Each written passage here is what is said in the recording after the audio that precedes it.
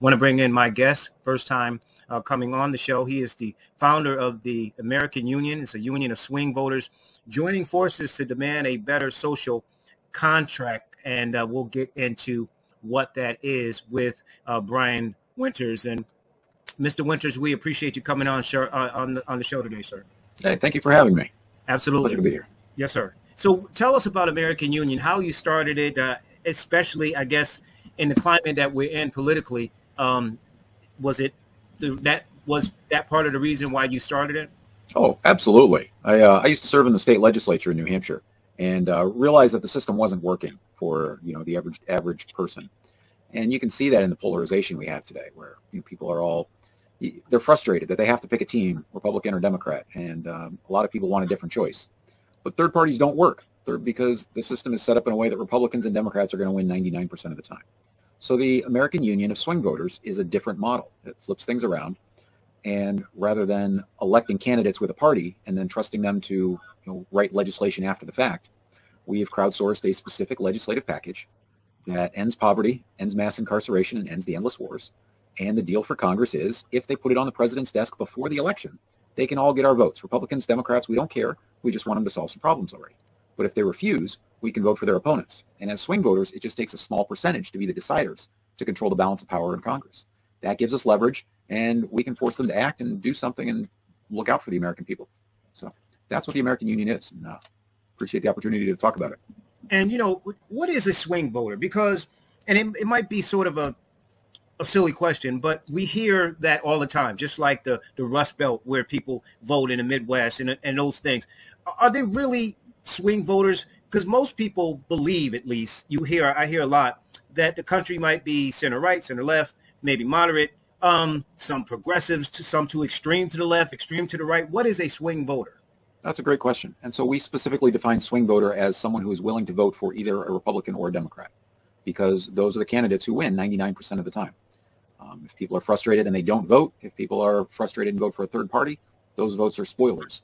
And so by being a union of swing voters willing to vote for Republicans or Democrats, we can be the deciders. And that's the part that gives us leverage over the political conversation and the political process. What do you say to people that say, well, okay, you're a non-super PAC, but in essence, if you're lobbying Washington or even, like New Hampshire, the state capital there, because, politics is local and it goes national. But what do you say to those who say, well, you're a non-super PAC, but you're actually acting like one? And how does the funding work? So we actually are a super PAC that people can make unlimited campaign contributions to grow the Union of Swing Voters. Okay. But as a super PAC, none of that money goes to any candidates or to their campaigns. It just goes back into growing this block of voters that are trying to wield oversized influence on the political process around a very specific set of solutions: end poverty, end mass incarceration, and the endless wars.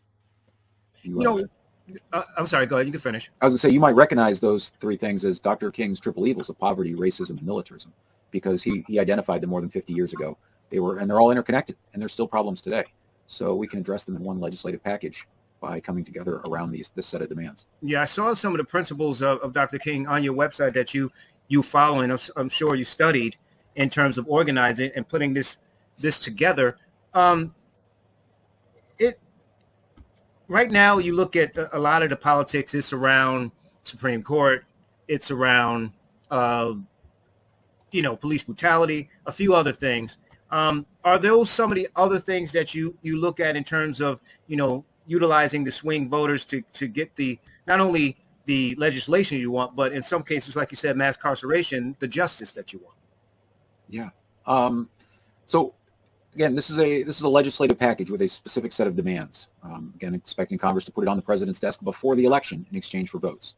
And so there's about 50 different policies that are in it. There's an awful lot of criminal justice reform in it, a lot of police reforms, prison reforms, and prosecutorial reforms, policies that have driven mass incarceration, so that we have 8 times as many people in prison than we did at the end of Dr. King's life. I mean, it's a moral stain on our nation that we incarcerate so many people. As far as some of the other issues like the Supreme Court and things like that, no, they're not addressed in this legislative package. While they are important issues, they don't necessarily affect people's day-to-day lives the way that poverty and the criminal justice system do. But what about the local judges? They affect people's lives, right? Like if you're getting involved with that, especially if you have these hawkish justice judges that do put people in prison at enormous numbers, especially people of color. Yes. No, it's a great question. But this is only a federal legislative package, so we're sort of limited in what you can do, what Congress can do. We can pressure the states to reform their criminal justice policies by threatening to withhold federal grants if they don't. But it is a federal legislative package, so it's not doesn't change state law. Talking with Brian Winters, of course, he is the founder of the American Union. It's a union of swing voters joining forces to demand a better social contract. They deal with some very important things, and I want to go back to including poverty, wars, endless wars, and mass incarceration. Let's go back to poverty. Brian, it just seems as though in the greatest country on the planet that no one should be homeless. No one should be poor. Yet these things happen all over the place. And you have these politicians that make these promises, and nothing seems to get done. What specifically in this this package, this federal package that you have, are you looking for Congress and the White House to do? So this legislation would enact a universal basic income, if you're familiar with that. So every American citizen would get a regular amount of money, $1,300 a month for adults, plus $433 for kids. And that would be enough to lift every American up above the poverty line. You might know that Dr. King talked about a guaranteed annual income at the end of his life, because he recognized that the impact that poverty had, and that by transforming the poor into purchasers, they could have greater influence over their lives.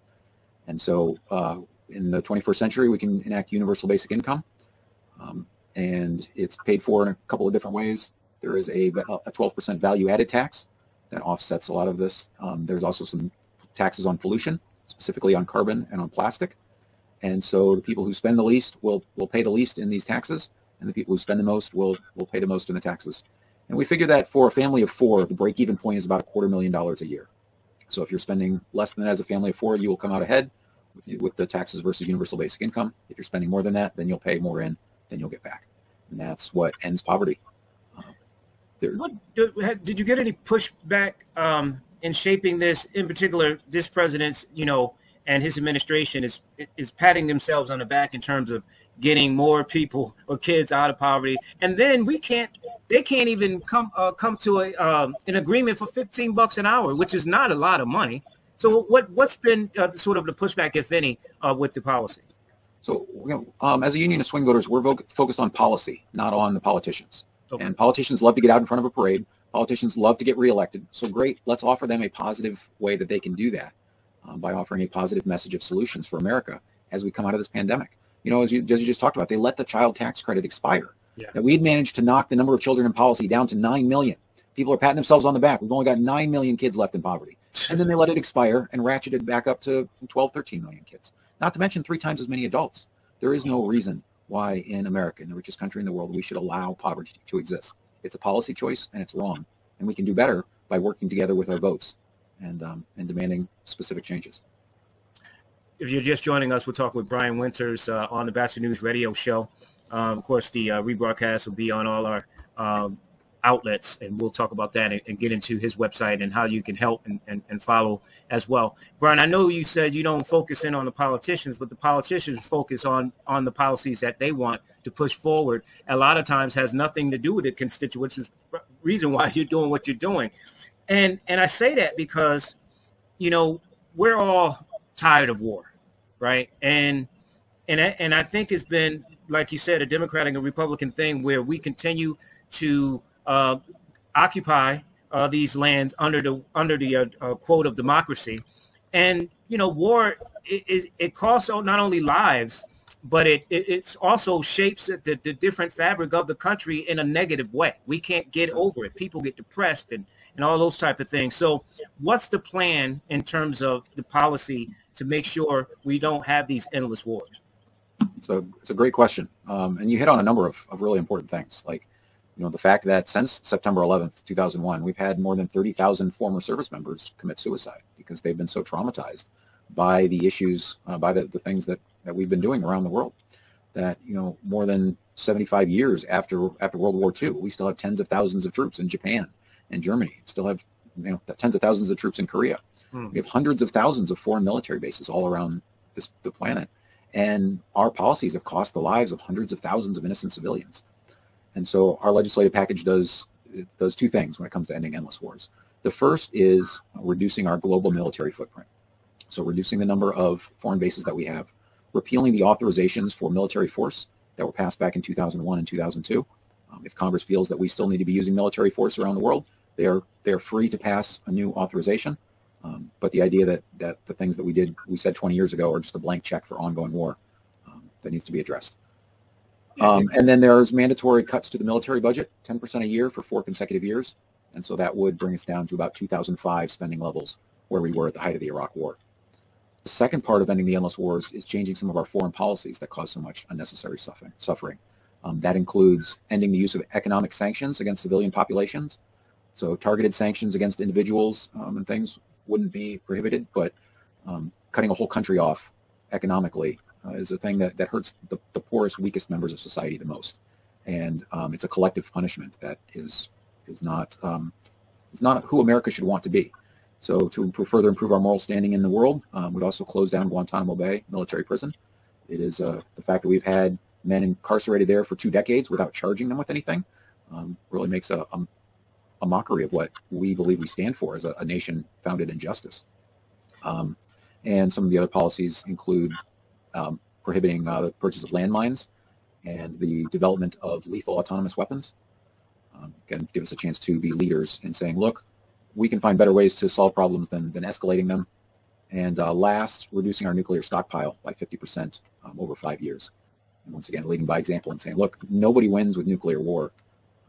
We're gonna take some steps back. So those are the policies that address endless war. Let me just follow up with that. We see the situation in Ukraine, Russia coming in there, people are dying in Ukraine. We have these sanctions against Russia, which could potentially, I'm sure, hurt their country. So how do you kind of look at that? Because, with the United States, my friend is my enemy is my friend. We kind of go back and forth.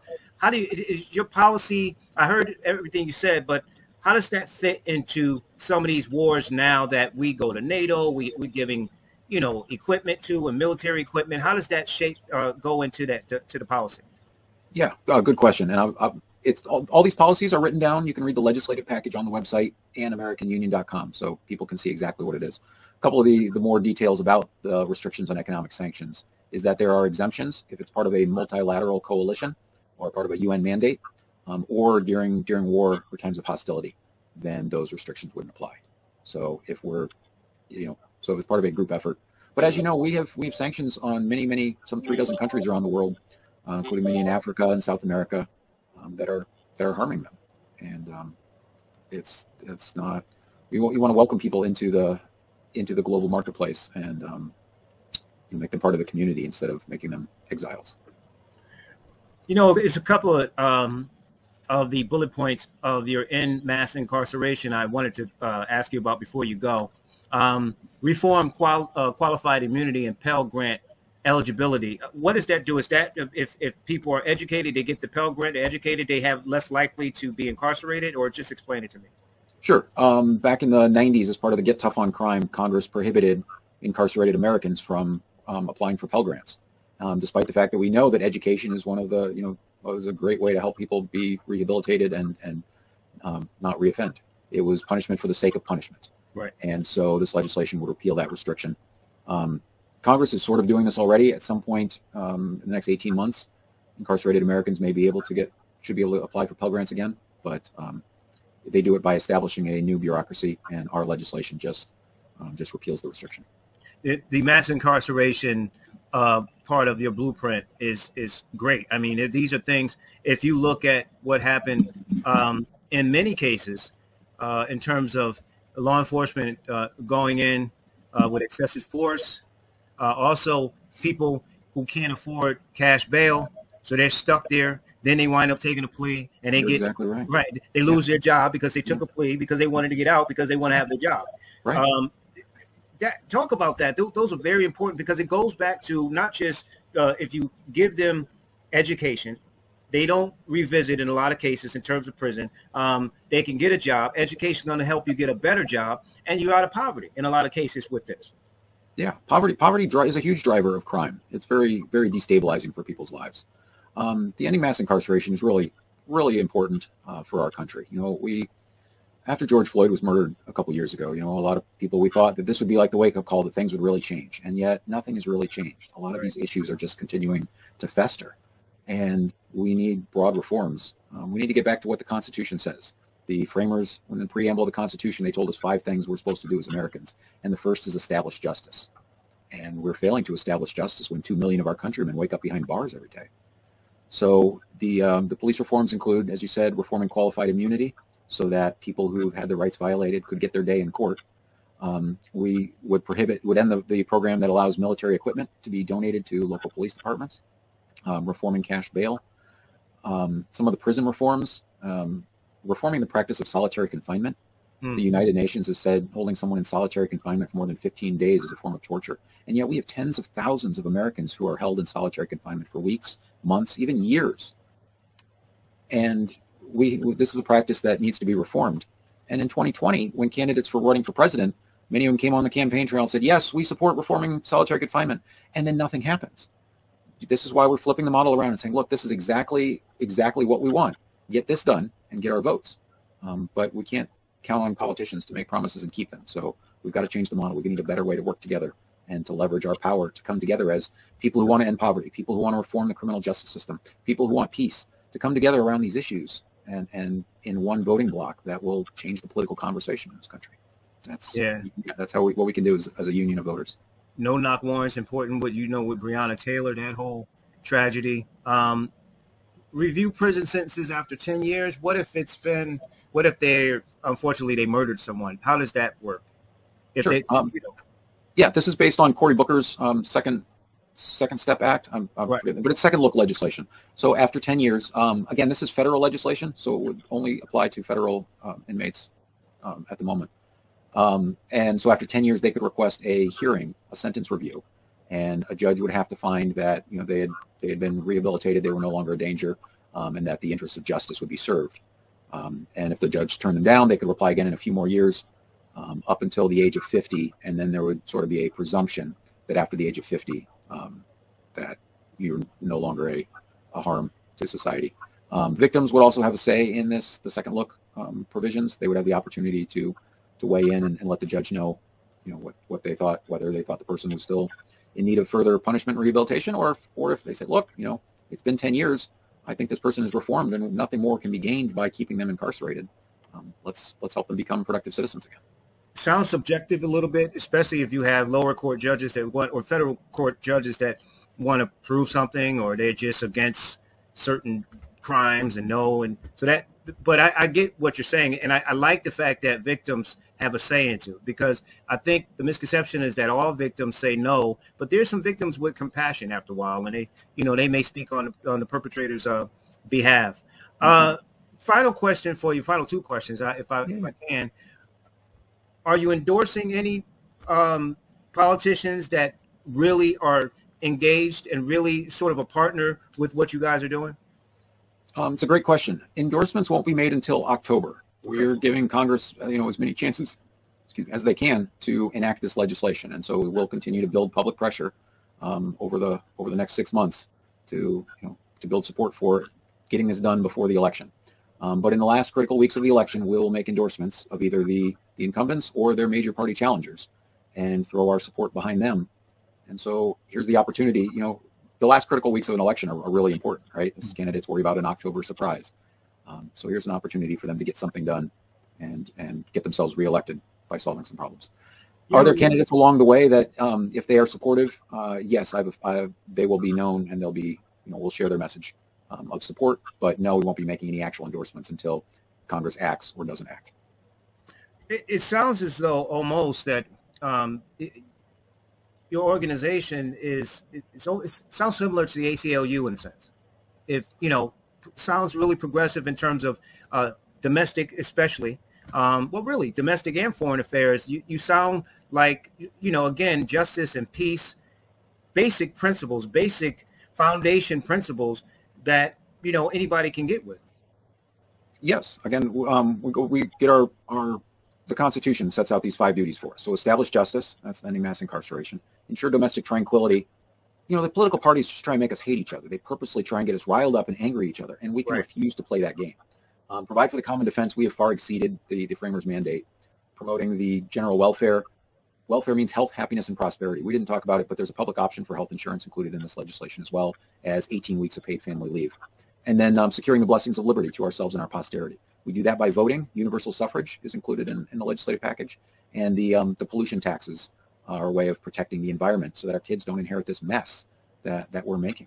So the Constitution tells us what we're supposed to be doing, and we've lost our way. We can get back to it, work together, and build a better America. There's a lot of course, we talk a lot about racism and social injustices, mass incarceration. I applaud what you're doing. Do you ever get Democrats and Republicans in the organization that may be, Democrat might be a socially liberal, but a conservative fiscal person, and Republicans the opposite? Do you get any of that kind of clashing a little bit, or everybody's kind of on board? Yeah, well, nobody's supposed to like everything in this legislative package. Everybody has to make some compromises, the same way the framers did when they wrote the Constitution. Right. Nobody liked everything in it, but they knew America was worth saving. They knew America was worth fighting for, and they knew something had to be done. And so they cobbled out, a compromise and a framework for government and kept the country going. And we, the people, can come up with our own set of compromises that will solve our problems and create a framework for Americans to work together instead of butting heads through the two-party system. American Union. Republicans and Democrats divide us, as you just mentioned, and American Union can unite us. A group of swing voters, nonpartisan, and you have a balance of different, I'm sure, different races and genders and ethnic groups and everything else in there. Talk about the website and how people can check it out and actually support what you guys are doing. Yeah, so a couple ways to support it. The website, again, is anamericanunion.com. And you can read the legislative package and learn more about the organization. Sign up for the mailing list. Make a donation. Again, we're super PAC, so if you struck it rich with Bitcoin or Wall Street bets or something like that, and now you want to disrupt the duopoly, great, we can help. One of the things you can do to help is refuse to play the lesser of two evils game. So if somebody calls you on the phone, you're taking a poll, hey, are you going to vote for the Republican or Democrat? No, I'm going to vote for the American Union endorsement. I'm going to refuse to play this game. And as the candidates see, that small percentage is the difference between winning and losing. Politicians will find ways to persuade themselves that the best thing they can do is get that winning block of votes, and they will make whatever. Politicians love to win, right? So that's one of the big important things, is making sure that the American Union shows up in polls as we get closer to the election. And you can become a dues-paying member of the American Union for $5 a month, donation to the PAC, just enough that we know that you're not a Russian troll. You got a credit card here in the United States. And that you want to work together to solve some problems. Yeah. Well, I applaud you. I've been doing a lot of research and reading on your site, and if I was excited to have you on because you, like you said, they just want to divide us, and just speaking for a lot of African Americans, some of us think when we're born we're Democrats, No, I want the person that's going to look out for the agendas and the needs of my family, my neighborhoods, my states, that kind of thing. Not just some, I'm a Democrat because I'm a black and I'm whatever Republican and all that kind of stuff. And I don't buy it. And I do get those calls too, by the way. Oh, you're going to vote for so-and-so? And in North Carolina, it's even crazier. But Absolutely. Go ahead. Yeah, no, I was just agreeing to you. North Carolina is crazy. I live in Fayetteville, and we've got a U.S. Senate seat that's coming up, and it's an open seat, and it'll be like a 2% block of voters that will decide whether the Republicans or Democrats win. And so by being that block of votes in the middle, that's how we get leverage over the process. Two questions came in real quick. I know you got to run. I got to run. So you can answer these. First one: What do you think about getting rid of the Electoral College? The other one is, how can a successful third party be created when so many have failed? Sure. Those are great questions. When it comes to getting rid of the Electoral College, you pretty much have to amend the Constitution, so it's sort of a non-starter. Right. But as a union of swing voters, it just takes small numbers of people in a few states to really control the balance of power, to control the outcome of the Electoral College, right? It was 11,000 voters in Georgia. It's like one half of 1% in Arizona. Just small percentages. And so in 2024, small groups of swing voters in key states can have oversized influence on who wins the election. Second part is, how can a successful third party be created when so many have failed? I don't think it can, unfortunately, because the system is so set up in a way that only Republicans and Democrats can win. And that's why the American Union is a block of swing voters that isn't spoilers, that is deciders. And that's how we can get oversized influence. Yeah, you probably get a lot of people that are not in your organization that, you know, say, oh, you're killing my candidate, my Democratic candidate or my Republican candidate. When you get votes away from my guy or my lady, it just is killing us. And all that money is in Democrats and Republicans' hands. All that power is right there between the two of them. Yeah. So great. If they meet our terms, if they end poverty, end mass incarceration, and end the endless wars, wouldn't it be great to just re-elect Congress? I mean, they have a terrible approval rating. What if they did something so incredibly awesome that everyone was happy, that we didn't have to have a hateful, polarizing election, that instead, like, everybody could just celebrate that we have solved these problems? Like, wouldn't that be a much, much better outcome for the 2022 election? We can do that if we agree to work together. And so that's what the American Union is. Brian, I really appreciate this time. You have been awesome. Great information. We are definitely going to share this on our website as well. Thank you for coming on, and let's do this again. I really want to help you get this information out there, sir. That would be great. I'd love to chat again sometime. Thanks so much. Thank you, Brian. Yes, sir. Thank you. Good to have him on. Brian Winters. He is the founder of the American Union, a union of swing voters joining forces to demand a better social contract. They have a blueprint on their website, and it's very detailed. There are three basic ones: is to end poverty, end mass incarceration, and end the endless wars. Makes sense to me.